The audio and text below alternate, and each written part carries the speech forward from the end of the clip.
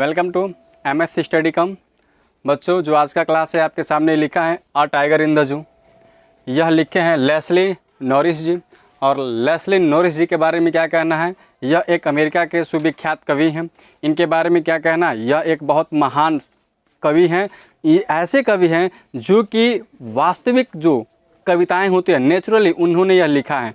यह अपने जीवन काल में लगभग बहुत सी कविताएं लिखे हैं, जिसमें से आपके सामने समक्ष यह कविता है जिसका नाम है टाइगर इन द जू। इस कविता के माध्यम से कवि ने यह संदेश दिया है आपको कि हमें अपने जीवन में, किसी भी मनुष्य को अपने जीवन में खुलकर जीवन जीना चाहिए। जैसे वो जीता है ठीक उसी प्रकार से हमें जानवरों के बारे में भी सोचना चाहिए। तो आइए इसमें एक जंगली जानवर के बारे में जिसका नाम टाइगर आपने यहाँ पे लिखा है, देख भी लिया। और यह टाइगर एक ऐसा जीव है जो कि सदैव जंगल में रहता है और इसको एक पिंजरे में जब बंद कर दिया जाता है तो इसकी आज़ादी खत्म हो जाती है। तो उसी प्रकार से कवि ने यहाँ पे उसकी आज़ादी के बारे में विवरण करके बताया है कि जब हम एक बाघ को, एक टाइगर को जब हम पिंजरे में बंद करते हैं तो क्या क्या होता है। आइए जानते हैं पोयम के माध्यम से। He stalks in his vivid strip the few steps of his cage on pads of velvet quite in his quiet rage.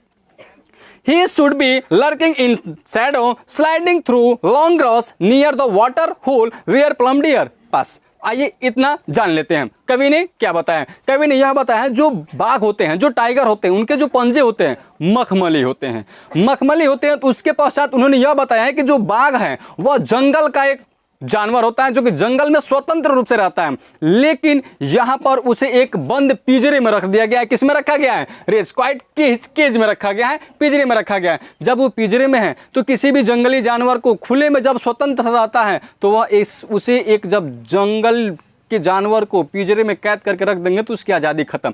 वही बता रहे हैं। और उसका जो पंजा होता है बहुत मखमली होता है और वह उतना ही दूर तक चल पाता है जितने की उसकी क्या है, उस पिंजरे की लिमिट है। उसके बाद कई बताएं कि वह जो बाघ होता है, वह बाघ जब जंगल में रहता है तो वह जंगल में बाघ किसी न किसी झुरमुट की आड़ में या किसी बड़े घासों के छाए में वो बैठ करके किसी न किसी क्या चीज, उस डियर का, किसका, हिरण का, वो क्या करता है, शिकार करने के लिए पानी की सतह पर सदैव क्या होता है, घात लगाए बैठे रहता है। फिर उसके बाद कवि ने बताया है कि जो वो बाघ होता है जब वो जंगल में रहता है तो जंगल के आसपास जितने भी घर होते हैं तो उन घर में रहने वाले लोगों को या उस जंगल के समीप रहने वाले गांव के लोगों को या वो क्या करता है, स्नैरलिंग अर्थात रोयर करता है, दहाड़ करके डराता है, या अपने उस नुकीले उस दांत को दिखा करके लोगों को क्या करता है, डराता रहता है। और वह सदैव अपने पंजों को दिखा करके उन गांव के लोगों को क्या करता है, डराता रहता है। लेकिन वह बाघ जब इस पिंजरे में है तो लोग उससे डरने वाले नहीं हैं, क्योंकि लोगों को पता है कि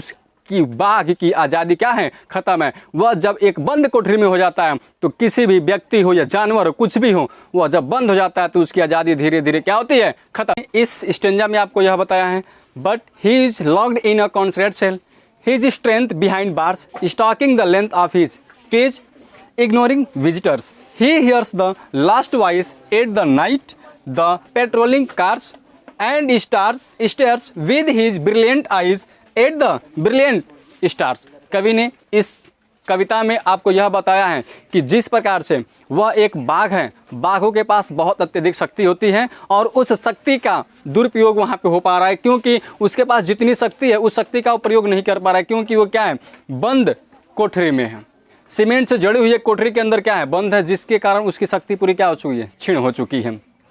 starting the length of his cage, ignoring visitor, वह केवल जो बाघ है वह उस जो बंद सीमेंट के द्वारा कोठरी है उस कोठरी में केवल आता है और जाता है, अर्थात उतनी ही उसकी आज़ादी मिल पा रही है। इसी कारण से वह आने जाने वाले जितने भी गश्त करने वाले रात के उस वहाँ पर जितने भी लोग हैं कार से आते हैं जाते हैं, उस चिड़ियाघर के लोगों को केवल क्या कर सकता रहता है, देख सकता रहता है और कुछ नहीं कर पाता है। और उसके बाद क्या है, जो रात में वहाँ पर जो वन्य कर्मी होते हैं या जो वहाँ पर जितने भी चिड़ियाघर की देखरेख करने के लिए जो लोग होते हैं उस लोगों की गश्त करने वाले कारों को देखता रहता है और वह ऊपर आकाश में तारों को देखता रहता है। जैसे तारे चमचमाते हैं, टिमटिमाते हैं, ठीक वह भी उस चमकते हुए अपनी आंखों से देखता है कि जिस प्रकार से यह तारे आज़ाद हैं, काश मैं भी इन तारों की भांति क्या होता, आज़ाद होता। तो इस कवि के इस कविता के माध्यम से कवि ने आपको यही संदेश दिया है कि जितने भी जानवर हैं, जंगली जानवर, उनको क्या करना चाहिए, एक कदम स्वतंत्र करना चाहिए,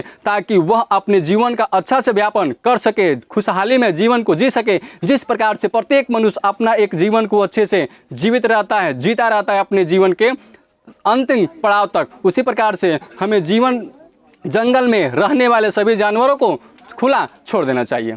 इस प्रकार से और वीडियो को हमारे देखने के लिए हमारे चैनल को लाइक करें, कमेंट करें, सब्सक्राइब करें एंड शेयर करना न भूलें।